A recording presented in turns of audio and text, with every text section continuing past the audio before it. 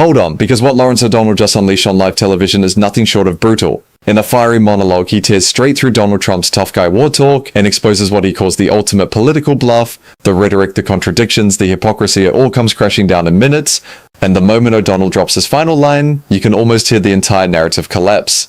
Stay with me, because this takedown gets savage fast. Well, Donald Trump is demanding something he has never seen. Donald Trump is demanding something no president in his lifetime has ever achieved. Unconditional surrender. On Friday morning at 8:50 a.m., Donald Trump demanded Iran's unconditional surrender in a social media post. The last time the United States of America accepted an unconditional surrender, it took an atomic bomb to get it. In fact, 2 of them.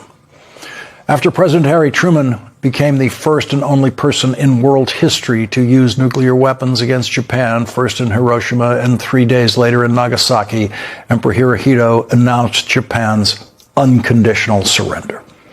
Harry Truman had already accepted Germany's unconditional surrender in World War II 3 months earlier.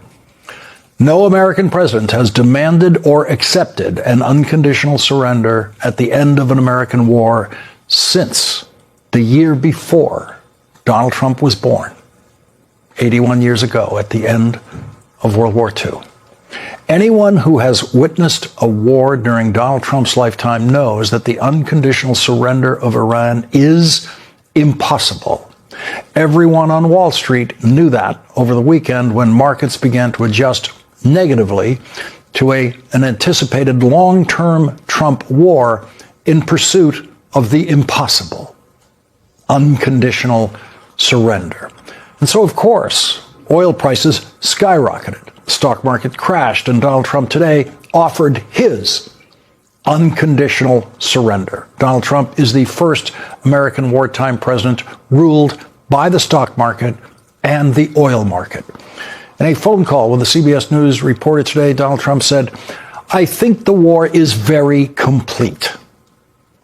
He said that during stock market trading in the hope of preventing a collapse. Donald Trump didn't mention unconditional surrender again today. And because it was Donald Trump who said unconditional surrender on Friday morning, we knew there was no chance of even Donald Trump holding on to the nonsensical demand of unconditional surrender. When President Franklin Delano Roosevelt announced publicly during World War II that the only peace terms that the United States of America would accept from Germany and Japan was unconditional surrender, the world knew that Franklin Roosevelt meant those 2 words, and everyone in the world, other than the German and Japanese regimes, knew that they could trust those presidential words as fact, as a prediction of what exactly was going to happen. The world knew from that moment on how World War II was going to end. They didn't know how long it was going to last, but they knew World War II was going to end in unconditional surrender because the President of the United States said so. And now the world knows the words of the current President of the United States have no meaning at all. 31 hours after Donald Trump demanded unconditional surrender, in another social media post, Donald Trump said, "We've already won!" exclamation point. Donald Trump doesn't even pay attention to the words of Donald Trump. Unconditional surrender Friday morning. We've already won Saturday afternoon. No unconditional surrender. As oil prices were skyrocketing over the weekend, Donald Trump said that higher oil prices were, quote, "a very small price to pay for USA." Well, it is certainly a smaller price to pay than the lives of the members of the American military that have been lost in Donald Trump's first days of Donald Trump's war. Donald Trump made no attempt to look presidential, since he doesn't actually know what that looks like, when he attended the dignified transfer of the bodies of the first 6 soldiers killed in his war. And he didn't remember those soldiers the next day when he wrote about what he called, quote, a very small price to pay for USA. Before stepping up to the microphone at his golf resort today, Donald Trump made phone calls to individual members of the media in a desperate attempt to communicate something positive to the stock market, the real bosses of Donald Trump's war. One of those calls was to Fox's Brian Kilmeade, who quoted Donald Trump on Fox and Friends this morning, telling him, quote, these ships should go through the Strait of Hormuz and show some guts. There's nothing to be afraid of. Show some guts. 20% of the world's oil shipments pass through the Strait of Hormuz, which has now become far too dangerous for safe passage. Shipping traffic has dropped by at least 90% in the strait or more. And Donald Trump's solution to that is for everyone on those oil tankers to just be brave. You know, like him. Donald Trump wants the captains and crews of those ships to be brave and put themselves in the line of fire, put themselves in harm's way. Just call their families at home around the world and tell them, wish me luck. We are bravely going through the strait today because Donald Trump told us to show some guts. Donald Trump wants the non-combatants on commercial vessels to do something that no one in the Trump clan has ever done. Enter a war zone. Show some guts. How about 19-year-old Barron Trump, who is turning 20 in 11 days?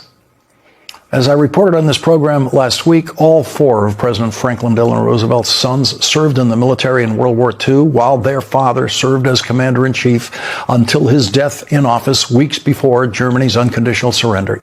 There was nothing more loathsome in the United States during World War II than war profiteering. Harry Truman became president of the United States because of his crusade against war profiteering. Senator Harry Truman studied war contracts more than any other senator, searching for illegitimate profiteering.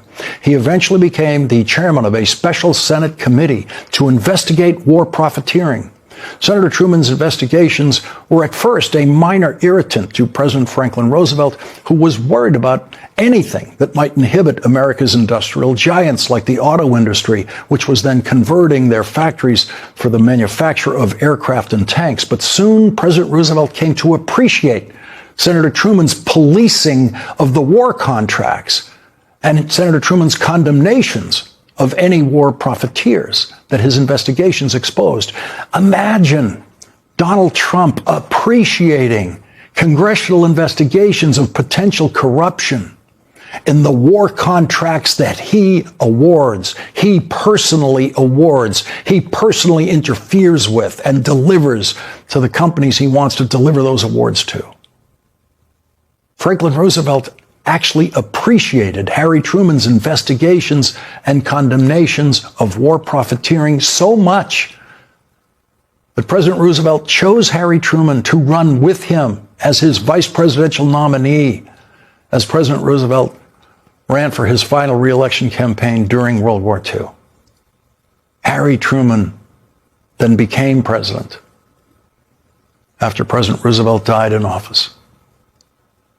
Harry Truman would hate what the Wall Street Journal is now reporting about Donald Trump and his sons. The Wall Street Journal reports Eric Trump and Donald Trump Jr., the president's sons, are backing a new drone company that is vying to meet fresh demand from the Pentagon and fill a hole left by the administration's ban on new Chinese drones in the U.S.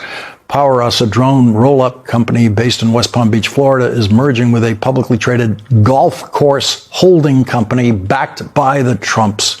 Power Us executives said investors in the deal include one of the Trumps' investment vehicles, American Ventures, and Unusual Machines, a drone components company where Donald Trump Jr. is a shareholder and advisory board member. The deal brings deeper involvement by the Trump family into a multi-billion-dollar sector that has new opportunities for growth following changes imposed by the Trump administration. Those include the Pentagon's emphasis on large-scale, rapid adoption of small drones. When Donald Trump started his war, he called it a war. He called it a war multiple times, and that is what it is. Donald Trump's Secretary of Defense also called it a war when the war began, which he especially loved doing since he falsely calls himself the Secretary of War. But now that Donald Trump realizes that Americans don't like war, and maybe being reminded that he campaigned against war when he was running for president, Donald Trump is twisting the language to avoid the word war. I mean, this was an excursion that a lot of people wouldn't have done.